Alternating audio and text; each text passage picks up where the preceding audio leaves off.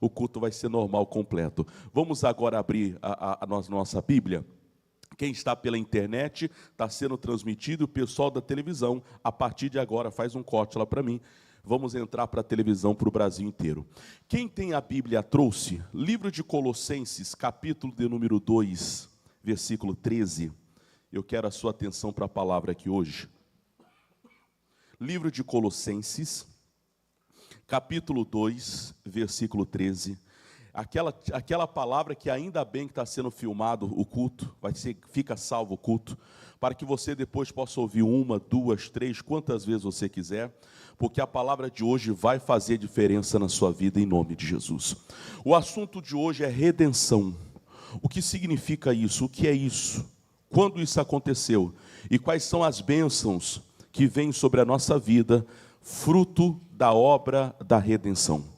No livro de Colossenses capítulo 2, hoje está sem telão, tá, pessoal? Hoje, quem tem Bíblia acompanhe, quem não tem, ouça, anote aí, depois você confere na sua casa. Livro de Colossenses capítulo 2, versículo 13 em diante. Colossenses 2,13. Está escrito assim, vamos lá? E quando vós estáveis mortos nos pecados, e na incircuncisão da vossa carne, vos vivificou juntamente com ele, perdoando-vos todas as vossas ofensas, havendo riscado a cédula que era contra nós nas suas ordenanças, a qual de alguma maneira nos era contrária, e tirou do meio de nós, cravando-a na cruz, e despojando os principados e potestades, os expôs publicamente, e deles triunfou em si mesmo. Preste atenção no recado de hoje. Deus está dizendo para mim e para você que o nosso Deus, Ele é um Deus tão tremendo, que quando Ele foi na cruz do Calvário, morreu a nossa morte, Ele nos resgatou. O que é a redenção? Redenção significa que Ele nos comprou. Ele foi até o inferno e nos tomou de volta das mãos do diabo. Alguém pode dizer, o que é que o inferno tinha para Jesus tomar para si? Ele tinha a mim, ele tinha você. Porque o pecado do Adão, do primeiro homem, nos vendeu ao diabo. Toda a humanidade foi entregue ao diabo. Toda a humanidade foi entregue ao inferno. Toda a humanidade foi dada ao diabo por causa do pecado do Adão.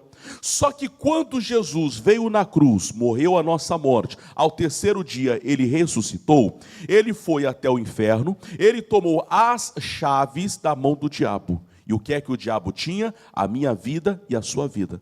Então o que é a obra da redenção? Deus me comprou, Jesus te comprou, significa que você é hoje propriedade de Deus. Deus é o meu dono, Deus é o seu dono. Porque ao morrer na cruz por mim, ao morrer na cruz por você, Ele morreu a nossa morte para que nós vivêssemos a vida dele. Então a obra da redenção significa que Jesus é o nosso dono. Significa que Ele tem poder sobre nós, Ele tem autoridade sobre nós. Quando você entende isso, você vai entender agora quais são as consequências ou os resultados de quem rendeu-se, deu a vida para Jesus. Ainda em Colossenses, capítulo 1, versículo 13, está escrito assim, Colossenses 1,13. Livro de Colossenses, capítulo 1, versos 13, está aí do lado. A obra da redenção foi essa, capítulo 1, versículo 13. Então, o que é redenção? É ser comprado. Jesus nos comprou. Você é de Deus, você pertence a Deus. Você não é mais seu, você não é mais de si mesmo, você é de Deus. Por isso que quando o apelo é feito, você entrega a vida para Jesus. Romanos capítulo 10, versículo 9 diz, se com a tua boca confessares a Jesus Cristo como Senhor. Na igreja de hoje, atual, nós acrescentamos e Salvador. Sim, Ele é Salvador, não é errado dizer isso. Mas a Bíblia diz que antes dele ser o teu Salvador, ele precisa ser o teu Senhor. Se Ele é teu Senhor, significa que Ele é dono. Ser Senhor hoje na nossa língua portuguesa, é uma palavra fraquinha. Porque você fala Senhor para uma autoridade, você fala Senhor para um patrão, você fala Senhor para alguém que tem posição de hierarquia, por exemplo, no exército. Sim, Senhor, não, Senhor. Quer dizer, a palavra Senhor hoje é simplesmente a palavra de submissão, de obediência. Mas na versão bíblica, Senhor significava que ele era dono, que as demais pessoas eram servos, eram parte de alguém. Agora Paulo está dizendo para nós que a obra da redenção, ele nos resgatou das mãos do diabo. Capítulo 1, versículo 13, 14, 15 e 16. Diz assim: e ele nos tirou da potestade das trevas. Potestade é poder, domínio. E o que mais? E nos transportou para o reino do Filho do seu amor. Isso é redenção. Ele nos comprou. Versos 14. Em quem temos a redenção. De novo, o que é a redenção? Fomos comprados. Em que temos a redenção? Pelo seu sangue. Fomos comprados como? Pelo sangue de Jesus. A saber, a remissão dos pecados. Depois você anota aí e leia Apocalipse 5:9. Lá diz assim: e para Deus fomos comprados pelo precioso sangue, homens de todas as tribos, línguas, povos e nações. Versos 10, Apocalipse 5:9 e 5:10. E para o nosso Deus fomos feitos reis e sacerdotes, e eles reinarão sobre a terra. Então a obra da redenção, ele nos comprou da potestade das trevas, ou seja, do poder que o diabo tinha sobre a humanidade, e fomos transportados pelo poder de Deus para sermos feitos filhos de Deus. Ele é nosso Senhor, mas não Senhor no sentido apenas de autoridade. Ele é Senhor como dono. Ele é dono. Eu e você somos propriedades de Deus. O meu corpo é de Deus, a minha fala é de Deus, os meus bens é de Deus. Tudo que eu tenho e aquilo que eu vier ter no futuro, tudo pertence a Ele, porque Ele é meu dono, Ele é o seu dono. Quando você entende o que é a redenção, você vai entender que Deus, Ele é não apenas Senhor, autoridade sobre a sua vida, mas Ele é teu dono. Quando você tem esse entendimento, você sabe de cor e salteado, Salmos 23:1. Lá diz assim: o Senhor é meu pastor e nada. Veja que o salmista primeiro chama Deus de Senhor. Se ele não ocupar o lugar de Senhor, de dono, de proprietário da sua vida, você não vai fazer a vontade dele. Aí vai começar a faltar todas as coisas. E por que falta? Porque Deus não está ocupando o papel, o lugar de Senhor da sua casa. Então ele nos tirou da potestade das trevas e nos colocou no reino dele. Versículo 14, Colossenses 1:14. E temos a redenção pelo sangue, a saber, a remissão dos pecados. Graças a Deus. Versos 15. A qual é a imagem de Deus invisível, o primogênito de toda a criação, porque nele foram criadas todas as coisas que há nos céus e na terra, visíveis e invisíveis, seja tronos, seja dominações, sejam principados, sejam potestades, tudo foi criado. Vamos lá, igreja. Por ele e para ele. Sabe o que Paulo está dizendo? Você não é mais seu. Ué, como assim, pastor? Paulo está dizendo, você é de Deus. Você pertence a Deus. E às vezes você, por não ter consciência disso, você não tem dado a Deus a honra devida, o lugar devido, o primeiro lugar. Quando você entende que você não é mais seu, propriedade sua, você é propriedade de Deus, você pertence a Deus, significa dizer que a vontade de Deus deveria ser soberana na nossa vida. O não de Deus deveria ser não para você. O sim de Deus deveria ser sim para você. Aquilo que Deus aprova, você deveria aprovar. Aquilo que Deus rejeita, você deveria rejeitar. Então, até aqui, o que nós aprendemos? O que é a obra da redenção? Significa que fomos comprados por Deus. Segundo ponto, Deus nos tirou da potestade, do poder do diabo. Hoje estamos no poder, na mão do nosso Deus. Quando você entende isso, Deus ocupa o lugar de Senhor. Ele não é apenas uma autoridade, Ele é dono, Ele é propriedade. Nós somos propriedade, Ele é dono. Ele é Senhor, Ele é soberano. O que Ele diz, o que Ele fala, o que Ele nos instrui, deveria ser ordem. Apesar dele ser dono e nós sermos servos, a Bíblia diz que Ele nos deu um tratamento de filho. Onde está isso? Romanos capítulo 8, versos 15. Romanos 8, 15. Romanos capítulo 8, versos 15. Apesar dele ser Senhor, portanto dono, eu e você sermos servos, portanto filho, escravo, submisso e etc., Ele nos deu o privilégio de podê-lo chamar de Pai. Ele diz assim, Romanos, capítulo 8, versos 15. Está escrito assim, Romanos 8, 15. Depois, se você não conseguir anotar alguma coisa, o culto vai ficar salvo na rede social, você vai lá e pegue versículo por versículo e confira, tá bom? Diz assim, porque não recebeste o espírito de escravidão. Então, para aqui. O que é a obra da redenção? Nós fomos comprados por Deus. Quando Deus morreu a nossa morte, sendo crucificado e ressuscitando, Ele se tornou dono de cada pessoa na face da terra. Porém, apesar dele ser dono, nós sermos servos, escravos, submissos, Ele nos deu o privilégio de sermos chamados de filhos. Por quê? Porque Ele não nos fez para sermos escravos. Apesar dele ser dono, Ele não chamou ninguém para viver em escravidão, para viver debaixo de um jugo. Aliás, Ele disse, vinde a mim, os cansados, oprimidos, sobrecarregados, eu vos aliviarei. Tomai sobre vós, disse Jesus, o meu jugo. Porque o jugo dos homens são pesados, mas o de Deus, Ele diz, é leve e é suave. Então, o que entender aqui hoje? Romanos, capítulo 8, de novo, versículo de número 15. Vamos ler de novo? 8, 15.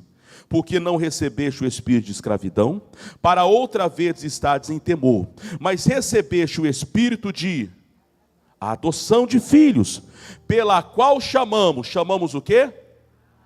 O que significa Abba Pai? É a forma carinhosa de chamar pai. Papai, paizinho, pai querido. Aquelas expressões carinhosas que muitas vezes você ouve da parte de um filho.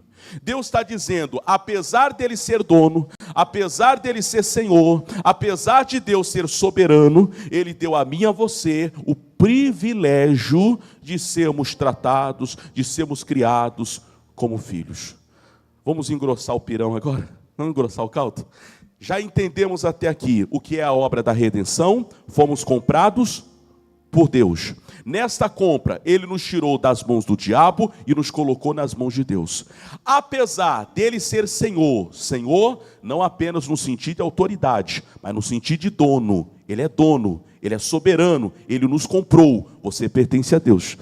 Nós deveríamos ocupar o local de servo, de escravo.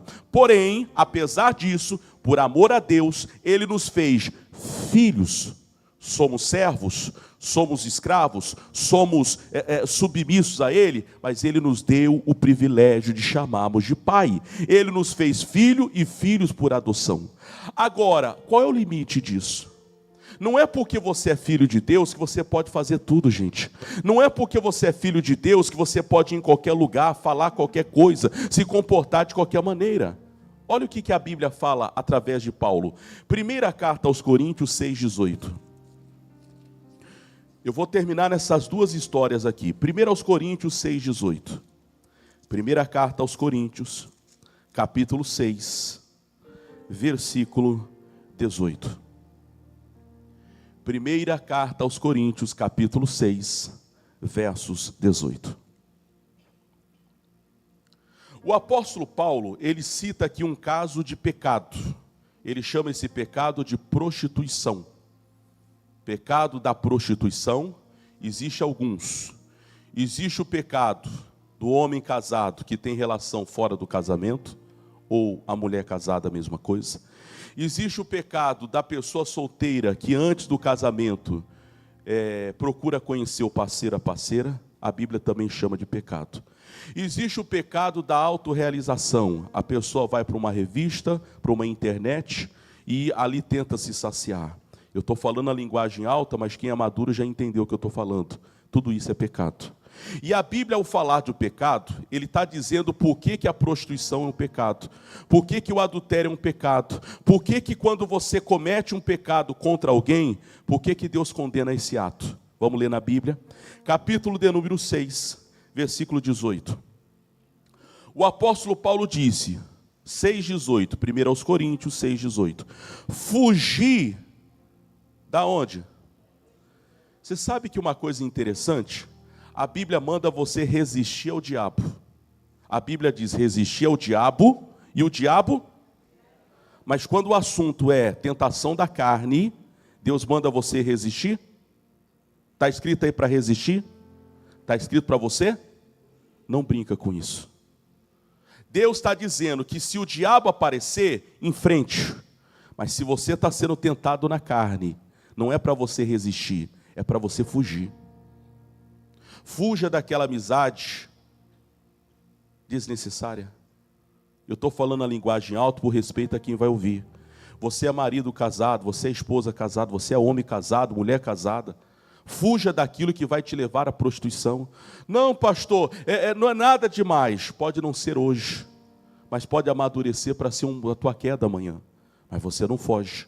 Você acha que você é muito forte, que você aguenta, que você resiste, até que um dia você cai.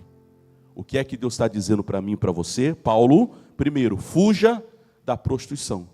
Se você for para o original da Bíblia, você vai descobrir que ele cita todo tipo de prostituição. A física, pensamento. Na época de Moisés, o pecado, o ato físico da prostituição era digno de ser apedrejado. Aí Jesus veio, agora é graça, agora aliviou. Pelo contrário, Jesus endureceu. Na época de Moisés, quando alguém era pego no ato do adultério, era levado para a praça e apedrejado, homem e mulher, o casal. Na época de Jesus, Jesus endurece o caldo e disse, olha, eu porém vos digo, que se na tua cabeça, se no teu pensamento, o homem olhar para a mulher olhar para o homem, e no seu coração o desejar ou a desejar, já cometeu adultério com aquela pessoa.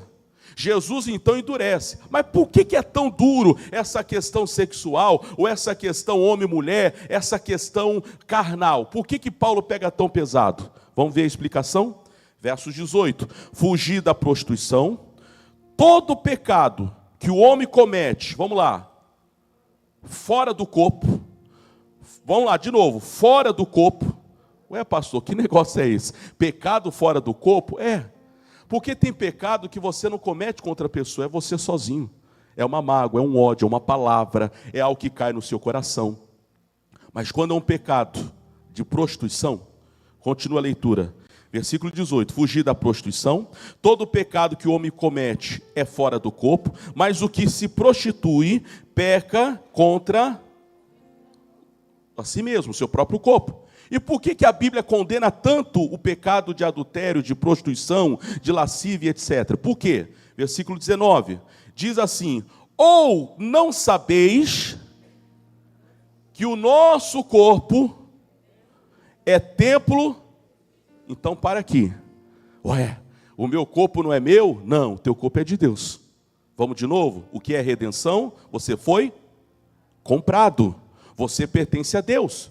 Você não é mais de si, você é de Deus. Você foi tirado das mãos do diabo e transportado para a mão de Deus. Você não é mais qualquer um, você é de Deus. Você foi comprado por Ele, você é dele. Só que, apesar dele ser Senhor, dono, proprietário, nós somos escravos, servos, submissos, Ele nos deu o privilégio de chamá-lo de Pai, porque Ele nos adotou como filho.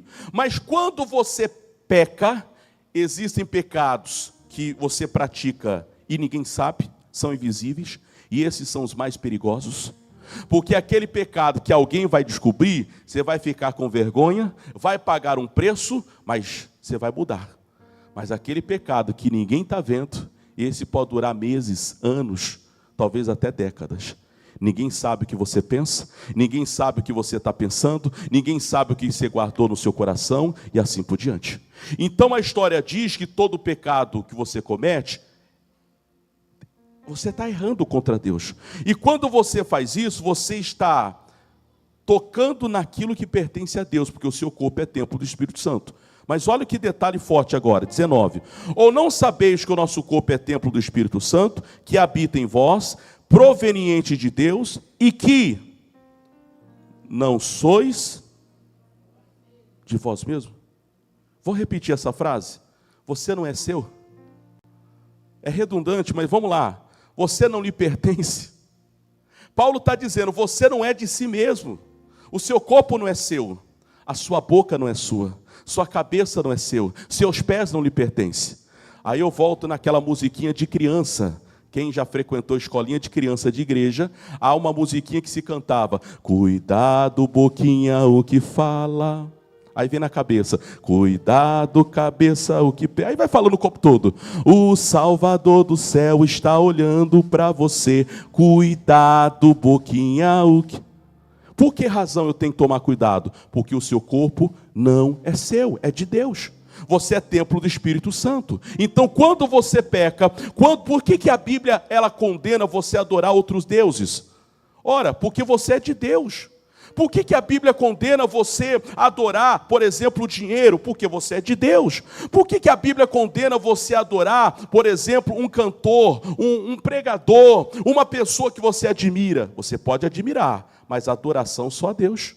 Você tem direito de admirar a voz de um cantor, o talento de um pintor, a habilidade de um jogador, mas a adoração somente a Deus.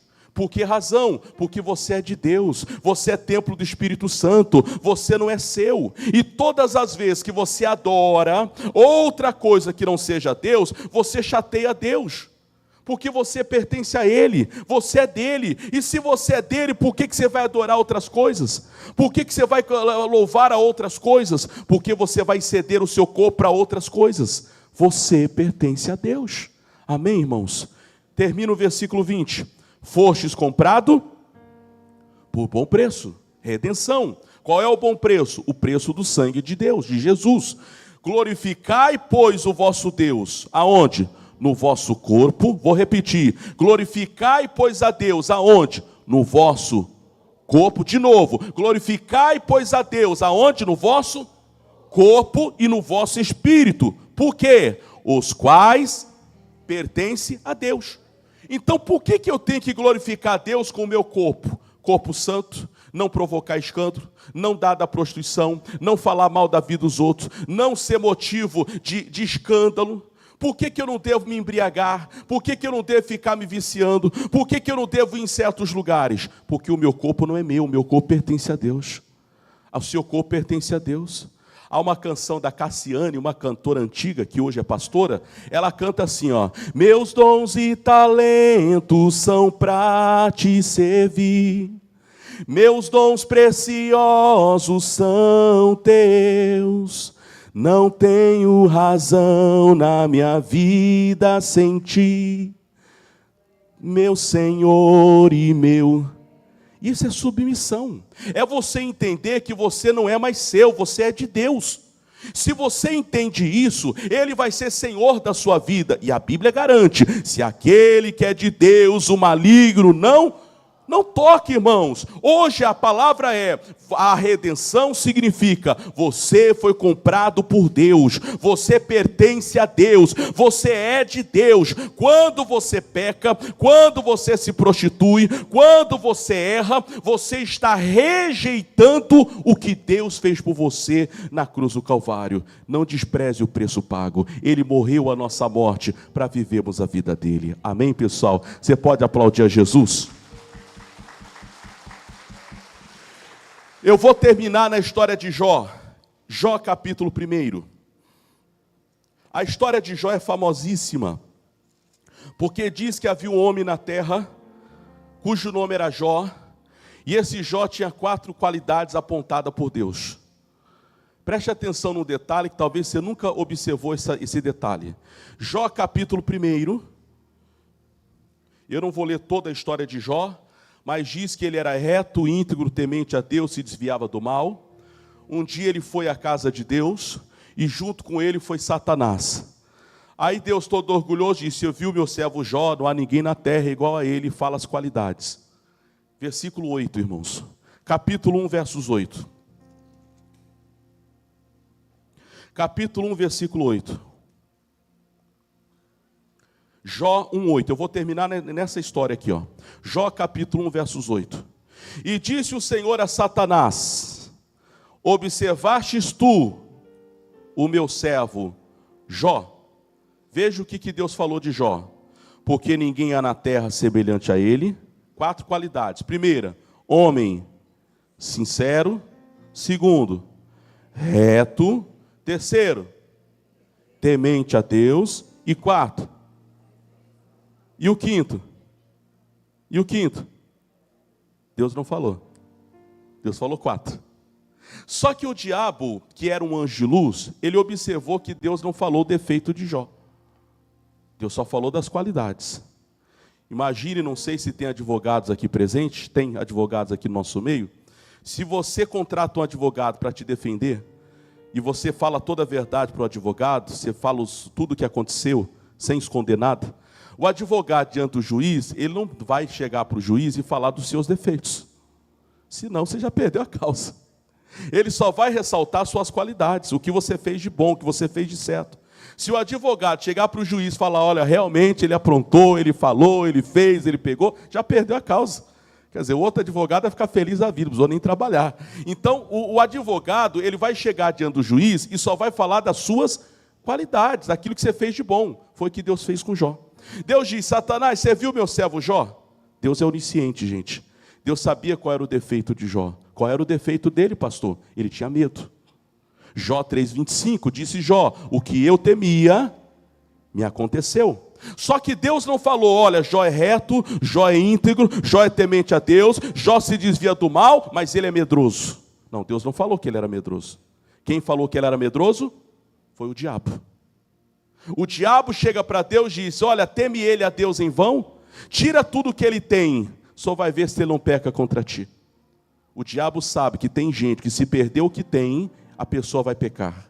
Se a pessoa perder a saúde, ela vai dizer, onde está Deus? Se a pessoa perder o emprego, ela vai dizer, eu era dizimista. Se a pessoa perde qualquer coisa, ela vai dizer, eu não vou mais na igreja, Deus não me abençoou. O diabo sabe como tocar em você. E ele sabendo como tocar em você, ele vai pegar exatamente o seu pecado, o seu erro, o seu defeito, a sua falha, para jogar contra você.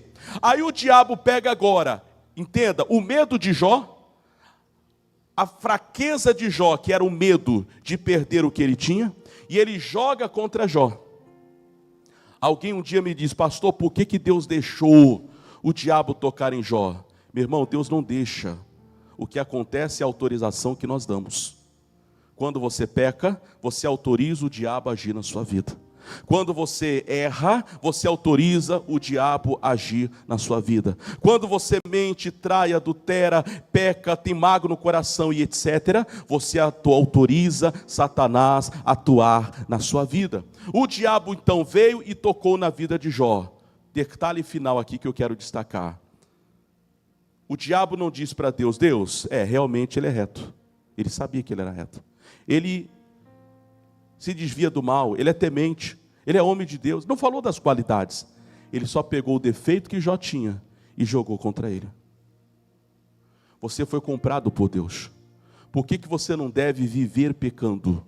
Porque o diabo vai pegar os teus defeitos e vai jogar contra você para tirar o que você tem.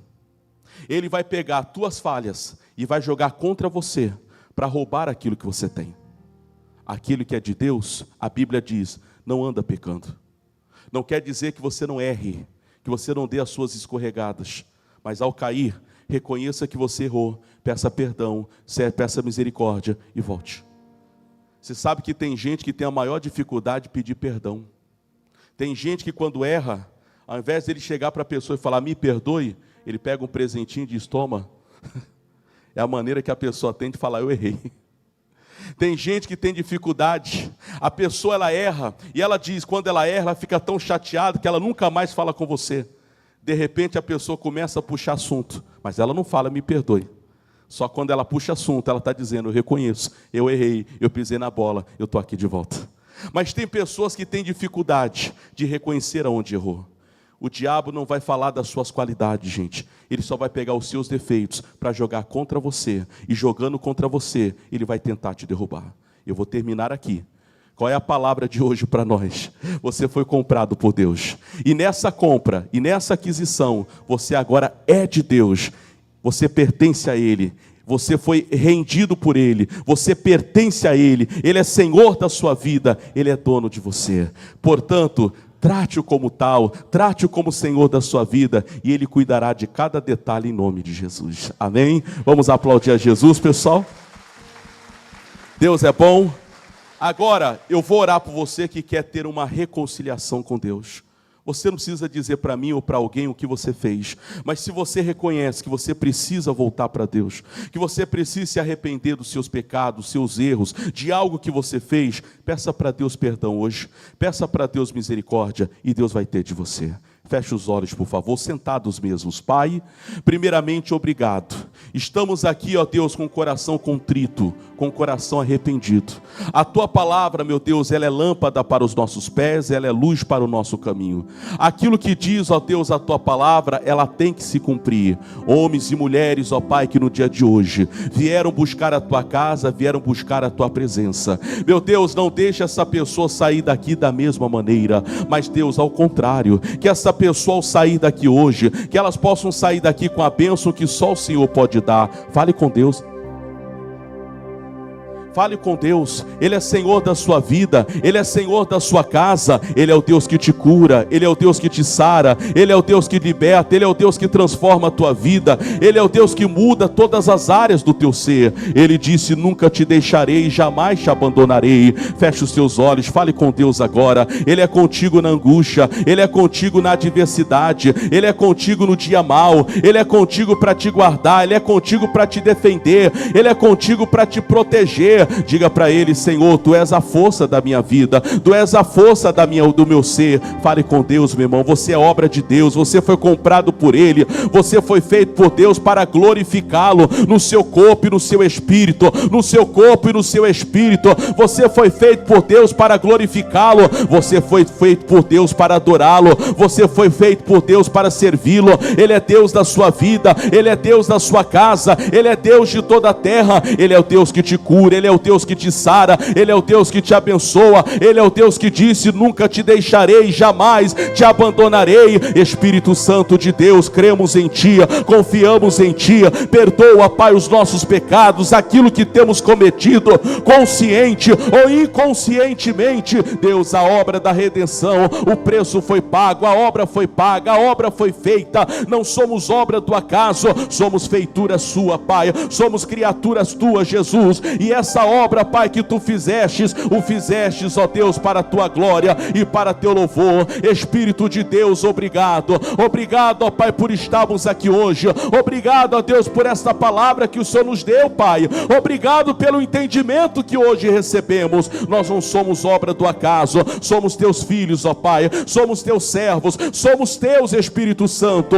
Obrigado, Pai, a nossa vida é Tua, a nossa casa é Tua. Meu Deus, eu me rendo diante de Ti, eu me rendo, Pai, diante da Tua presença. Se derrame diante de Deus, meu irmão, se derrame diante de Deus. Diga para Ele: vou me derramar, Senhor, vou me derramar, Espírito Santo. Diga para Ele que você vai se derramar diante dEle. Diga para Deus que você vai se derramar. Diga: Deus, eu me entrego diante de Ti, eu me derramo diante de Ti nesta hora, reconhecendo acima de tudo e de todos que só o Senhor é Deus, que só o Senhor é poderoso. Oh, aleluia, aleluia, aleluia, aleluia, aleluia, aleluia, aleluia, aleluia. Hoje é dia de se derramar diante de Deus, meu irmão, reconhecendo o seu estado, reconhecendo o seu momento, a sua limitação. Diga para Ele: Senhor, eu me derramo diante de Ti, assumindo e reconhecendo diante de tudo que só o Senhor é Deus. Declare isso nesta manhã. Me derramar,